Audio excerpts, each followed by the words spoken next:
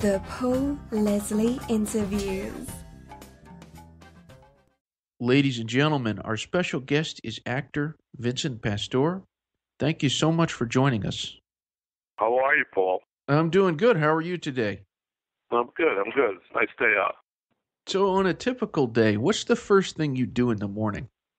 I wake up and I go down to the corner. I'm an early riser. I get up this morning real early, and then I sometimes nap in the afternoon. I go down the corner and I get my coffee and I pick up the paper. That's the first thing I do in the morning. Coffee is important to a lot of people. Me too. Yeah, it wakes you up. Yeah, I have about 3 cups in the morning, and I do the paper. I read the paper, and then I go to work on a computer, and then I got a little gym down in my basement. And I live on City Island, and it's a great island when it's nice out to walk around, so I try to walk.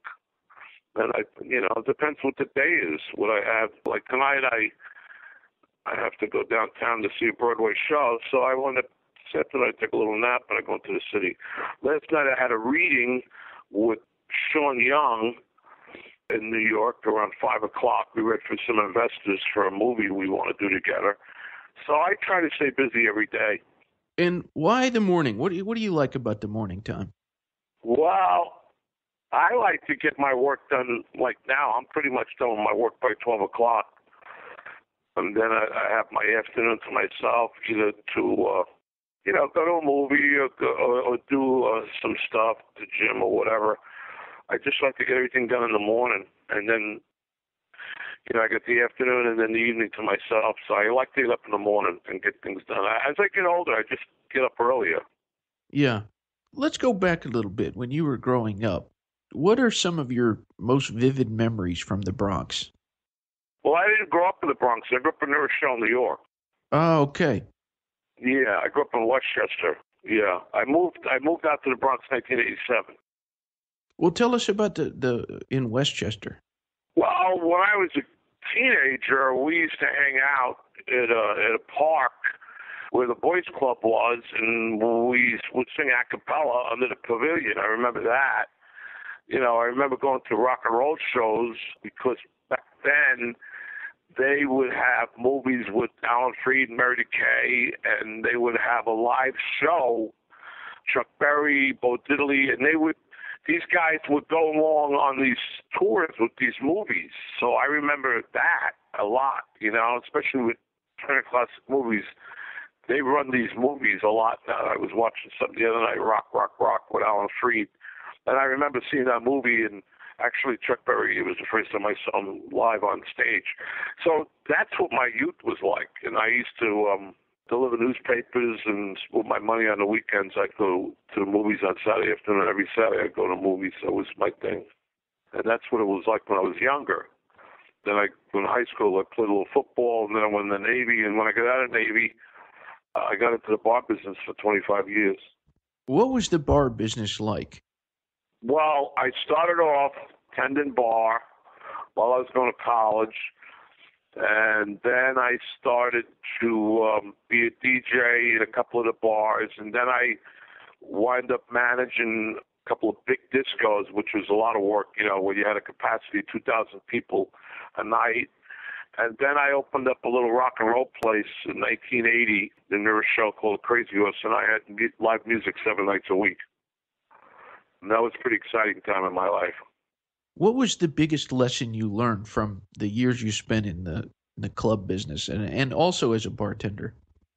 Well, you gotta be careful about drinking, because everybody, when I was a manager, we had a policy that the manager can't drink. But when you're an owner, and I own 2 bars, everybody wants to buy you a drink, and you get caught up in that. It's bad for your health.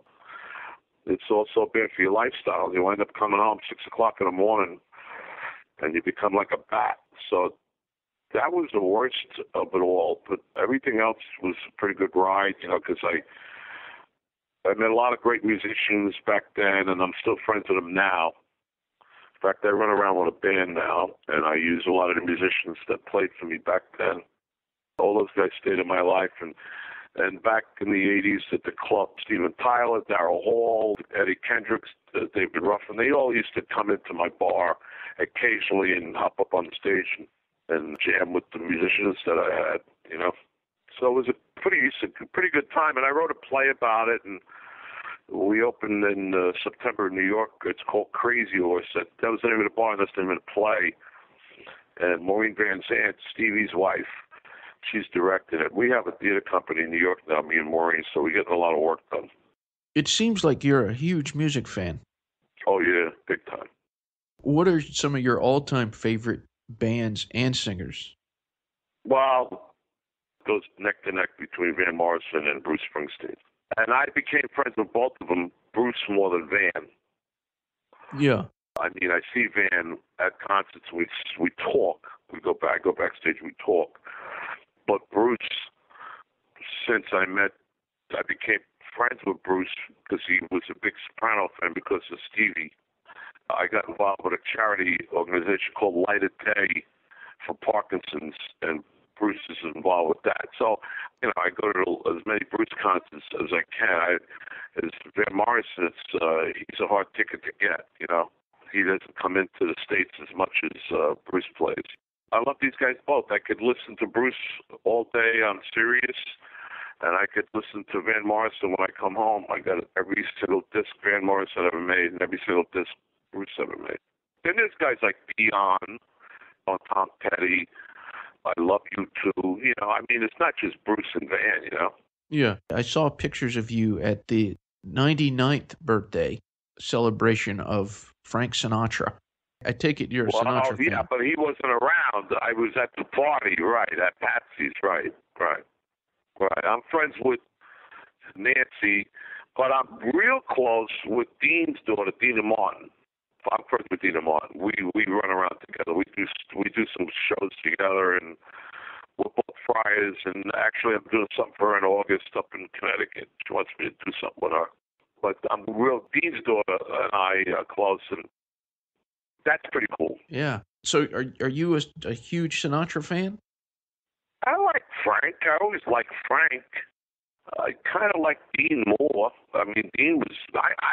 What I liked about Dean was his acting. I mean, he was a pretty good singer, but I thought Dean was a great actor. It was very underrated.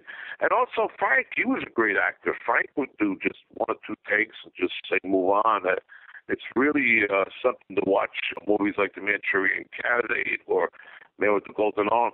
I mean, Sinatra was not just a great singer, he was a wonderful actor. Yeah. Yeah. And I was friends with Frank Jr. before he passed away. I knew Frank Jr. Now, that was an interesting man, Frank Sinatra Jr. What did you find him to be like?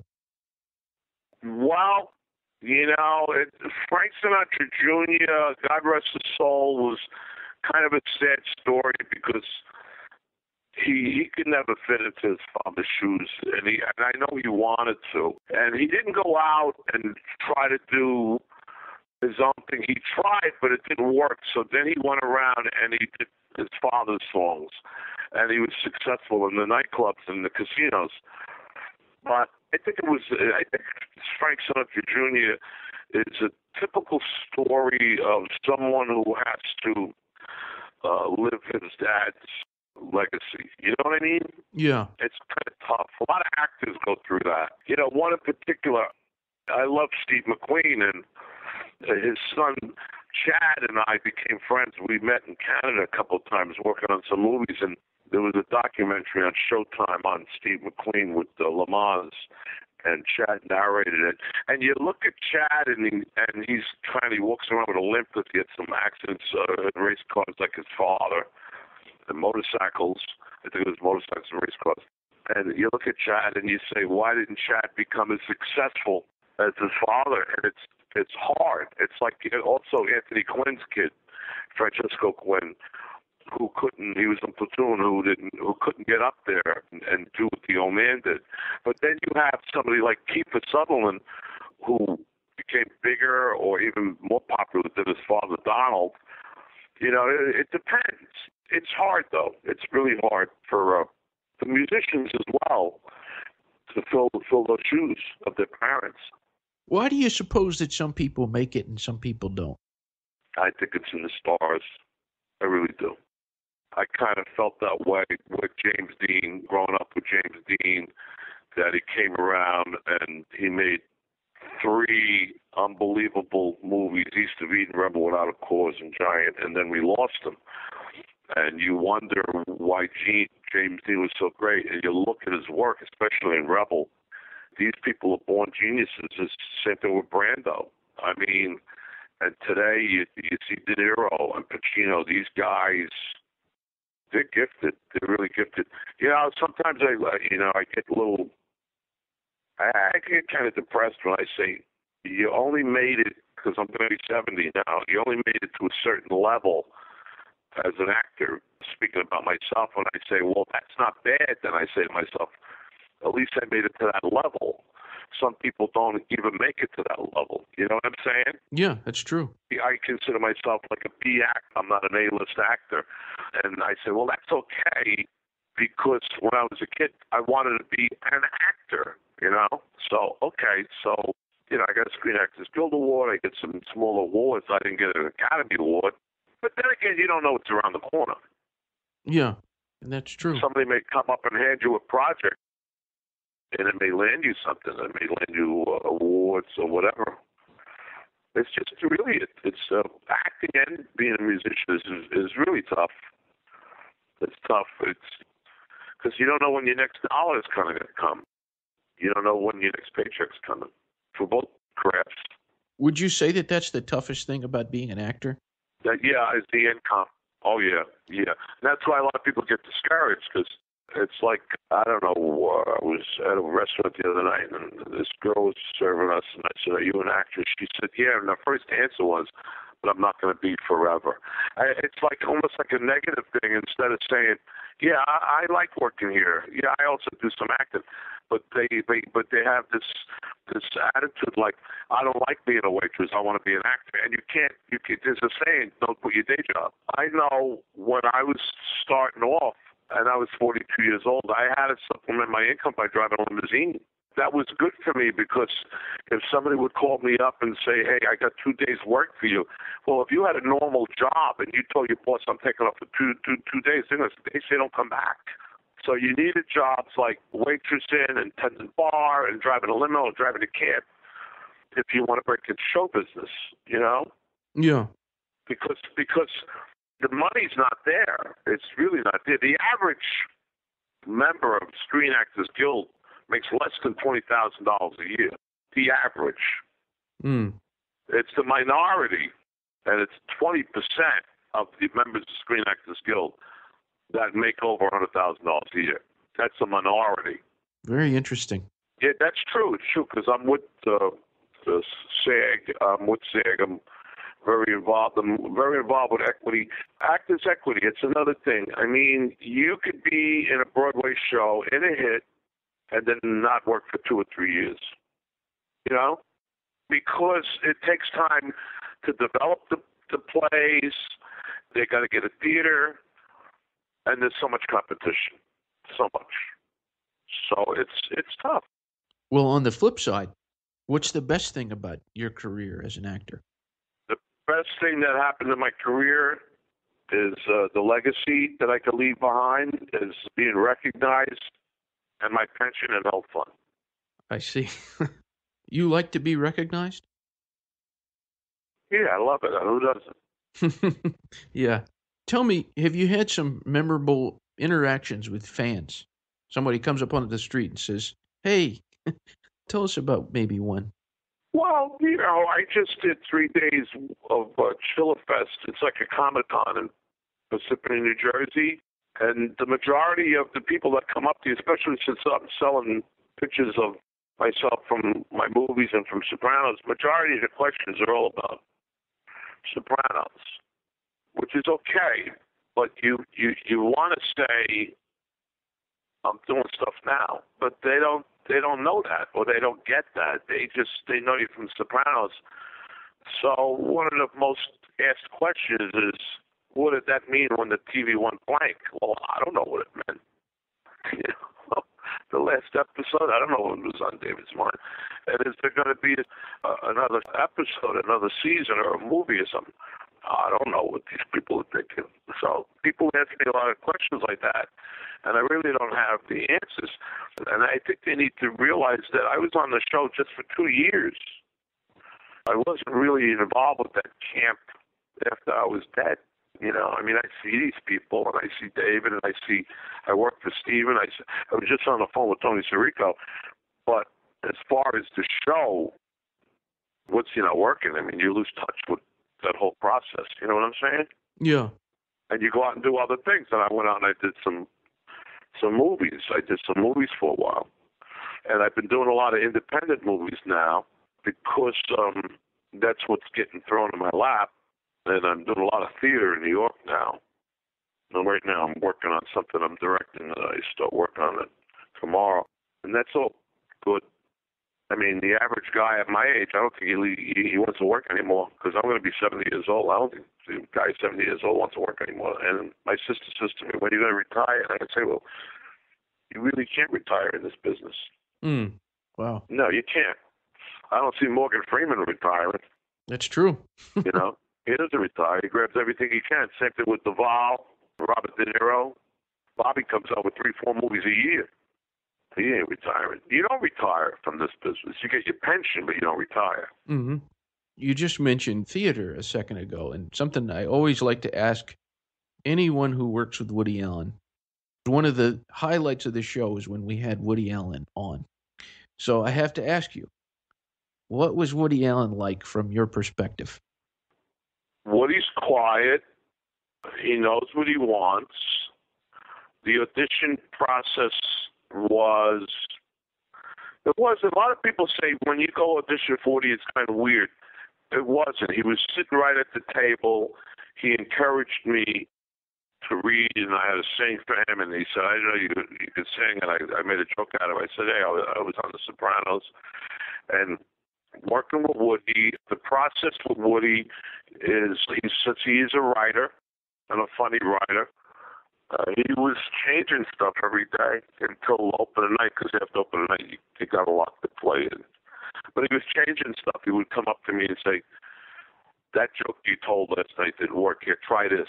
So you got to go off in the corner and memorize a couple of new lines. And he was like that. And he would write everything down old school on a yellow pad, and then he would hand his notes to Susan Stroman, our director, and she would give the notes. So Woody never gave really notes. He would let Susan give us the notes, but they were Woody's notes. When we knew we were closing, he came into everybody's dressing room with his sister Letty, and he apologized that the play wasn't going to continue. He was really happy that we did what we did. I just feel that, Woody, he's a good guy, but he's going to constantly be ripped apart because of that whole Mia Farrow stuff with the daughter. And we're in the middle of a run doing a Broadway show, and we're up for Tony's, and that stuff comes out, and that hurt us. That really hurt us. And whenever he has a movie coming out or something, that stuff comes out, and it hurts him. Whether it's true or not is the case. The case is, as an artist, he gets hurt by all that stuff. He married his wife's stepdaughter and all this, But, the truth of the matter is, we got a guy who's running for president of the United States. He's married to a woman half his age. It's just the way it is now. Guys marry younger girls, we may have a president whose wife is a former model. That's true. That's the first. Absolutely. Right? Who poses in magazines in bathing suits right now. That's going to be your first lady. That may happen. Because Donald looks like he's going to win this thing. It looks like it. Yeah, it looks like he's going to pull this off. I heard that Donald wasn't really serious when he started off with this campaign. I could believe that. He just wanted to see what kind of action he was going to get, It's like, you get in a race and you don't think you're going to win it, and all of a sudden you're winning it, and you say, this is a pretty good feeling. Do you like him? Yeah, I like Donald because he was good to me when I worked on The Apprentice with him. He was good to my family. I was able to raise some money for my ex-wife's charity, the Lust Garden Foundation. I like Donald a lot. Do I agree with all of his policies? No, but I'm not going to talk about it because the last time I did, they wrote about me in the New York Post saying that I was ripping Donald apart, which wasn't true. I like the man. I don't need to tell anybody who I'm going to vote for. I don't need to tell anybody if I'm Democrat or Republican. That's my own personal business. Yeah, absolutely. Yeah, because you know what happens is that you get labeled. Okay, Bruce Springsteen's a liberal, and Alec Baldwin's a liberal, and all these guys. Okay, so if I go and support Donald Trump, does that mean that I'm a conservative Republican? No, it just means that I want to support the guy because I know him and I think he could do a good job. But we get labeled. We get labeled. I mean, listen, when you go into that booth and you vote, nobody's supposed to know you vote for. You don't have to tell anybody. That's one of the privileges we have as an American citizen. That's true. Yeah, we don't have to tell anybody who we vote. If you want to talk to your wife about it or your kids, fine. But to talk to the press about who you're going to endorse, when you're in the entertainment business, that can really hurt you. You know, like Frank, we talk about Frank Sinatra. He really supported the Kennedys until, the way it was rumored, JFK did not show up at his house because Frank was friends with Sammy Davis, or Frank was going to be the best man.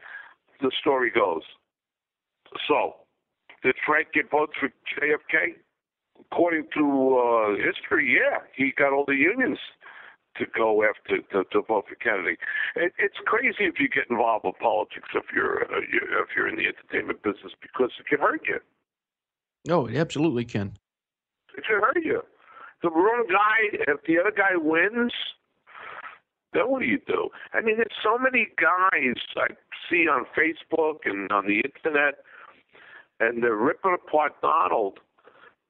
Well, let me tell you something. If he becomes president, you're going to need him. You know? That's a good point. Yeah. If he becomes the president of the United States and he looks like he's got a real good shot now, it's 50-50 right now.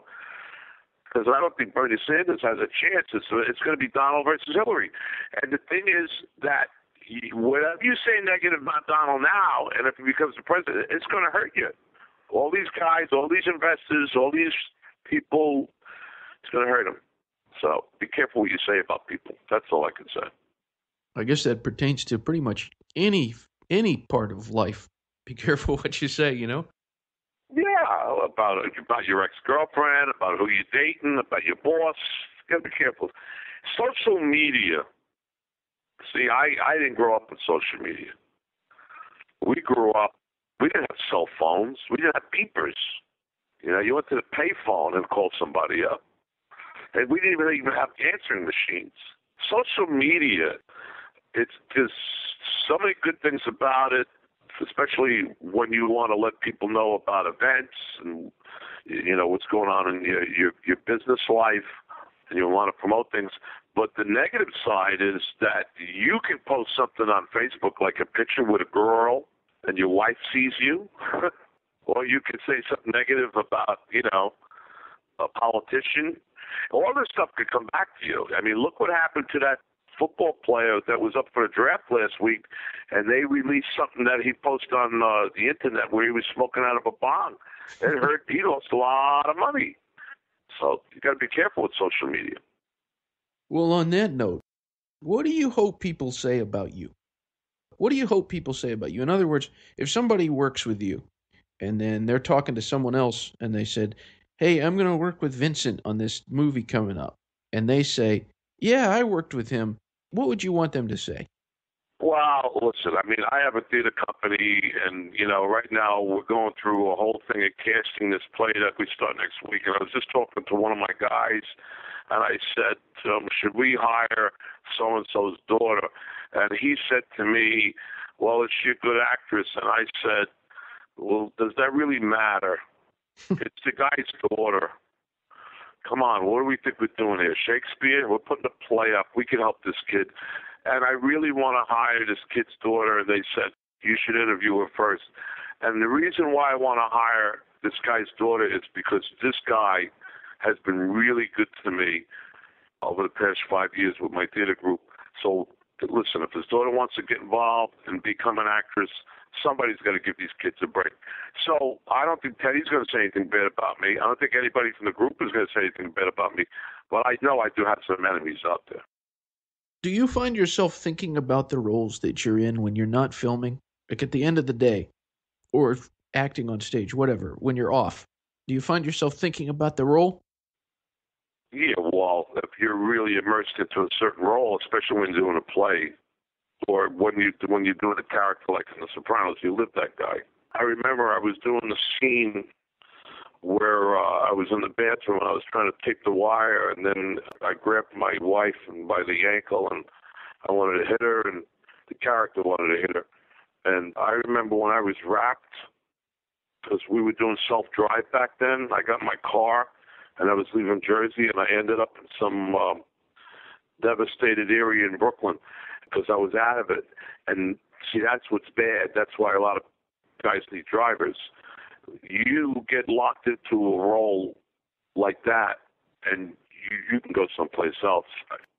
Even wonderful actors like Daniel Day-Lewis, they said when he was working on Lincoln, because he lives up near me, he lives in Connecticut, they said he walked around in his town for 2 years thinking he was Abe Lincoln. Mm-hmm. Now, I don't know if I want to go that far, but Brando, when he was doing Waterfront, he went to the docks. He worked on the docks, it's true, for a couple of weeks. He also went to the gym. You have to do that. You got to do that. You got to learn what the character is about. So when I'm playing a wise guy, I go out to dinner. I hang out with the guys. I go to certain neighborhoods. I try to pick up their jargon, When I'm playing a cop, I ride around in cars. Pacino did it. Does it. De Niro does it. You need to. It's like a method approach, which is what I studied. Where you need to become the character.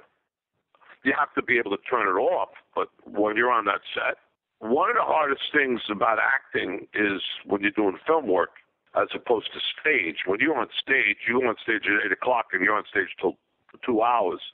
You're in character. Even if you go off for a scene, you come back, you still stay in character. When you're doing a movie, you go in your trailer, you're sitting around for 4 or 5 hours, they come back, you do another scene, you may have 2 days off, they may say shoot scene 64 today, and then tomorrow we're going to shoot scene 1. Film is hard. And film is hard because you need to go down through your script and figure out where you left off. You got to keep your notes so you can get back on track, with your continuity, your wardrobe. I mean, yeah, I have people taking care of that, but sometimes you got to worry about if your second button was buttoned. They say they take care of it, but sometimes you got to worry about it. And especially props, there's so much more involved with film as opposed to theater. Theater is tough because you're doing 8 shows a week, but theater's easier because once you get rolling on stage, you just go. Film, you got to get caught up all the time. This question comes from Catherine Ward. She wanted to know, did you enjoy playing Luca in Shark Tale? Oh, yeah, that was a lot of fun. And what's nice now is that the kids, as they grow up and they watch this, I have these photos of Luca the Octopus, and I sign them Luca. The kids, they say, oh, that's you, that's your voice, my neighbors and my granddaughter. That's so cute, Yeah, I wish I could do more animated stuff, so if anybody's listening, listen to my voice, give me some work. It's really a lot of fun. I did Pair of Kings for Disney, the voiceover of Another Fish. I've been doing some voiceover, but I want another big movie, Yeah. Who have you worked with that you would say was the coolest, the most relaxed, the most enjoyable? Asante was great when I did Gotti. We loved working with Jimmy Gandolfini on Sopranos. Quinn was great on Gotti. There's guys like Billy Forsythe, William Forsythe, Tom Sizemore. I've been working with Tommy a lot lately. I just knocked off 2 films with Tom. He's a treat. My Soprano guys, I love working with these guys, because we have a history. I love working with Michael Perrioli and Tony Sirico. On stage, I really love working with this up-and-coming actor. His name is Nick Cadero. In fact, I'm going to see him tonight because he's doing a Broadway show now called Waitress. I've worked with him on Bullets Over Broadway. There are people that you love working with all the time, and there are people that you wish you could work with. Who do you wish you could work with? I wish I could work with Bobby De Niro a lot more than what I have been. I had bits and pieces in his movies over my life, but I really wish that I could just land a role with Bobby and like a co-star role and just ride through it. In fact, when I was doing Sopranos, they wanted me to do Analyze This and Analyze That, and I couldn't. And David Chase wouldn't let us do it because the storyline was very similar, and we had a deal with Sopranos that you couldn't do any movies. But I want to work with Mark Wahlberg. I want to work with Kiefer Sutherland. I like Kiefer. I'd love to work with Johnny Depp. There's a lot of guys out there, but I'd love to work with Mark Wahlberg. So if Mark's listening, I know he's doing a couple of projects. Give me a job, Mark. What is the best thing about being Vincent Pastore? Well, I got a good life. I got a nice home. I clean it every day. I have good friends. I got a great family. I always have some money in my pocket. I'm not rich. I didn't have to struggle the way my dad did. My father worked in a factory from 8 a.m. to 4 p.m. in Yonkers, New York. He had a rough life. He didn't make a lot of money, so we were always struggling. My mother had to work. I always got money on me. I mean, I got a good life. My family loves what I do. They're happy. So that's probably about the best thing that's going on with me. The incredible thing about this world we're living in of the World Wide Web is you can communicate with people all over the place. For anyone who's listening in, whether they're driving in their car, if they're listening to this online, wherever they may hear this, what would you say to anyone listening in? Don't give up your dreams. Go after them because they're there. They're right in front of you. A lot of people give up and they settle. You only come around once, so might as well do the best you can do. I keep saying this. It's very important, the legacy you leave behind for your grandchildren, because they're going to grow up and say, that's who my grandfather was or is.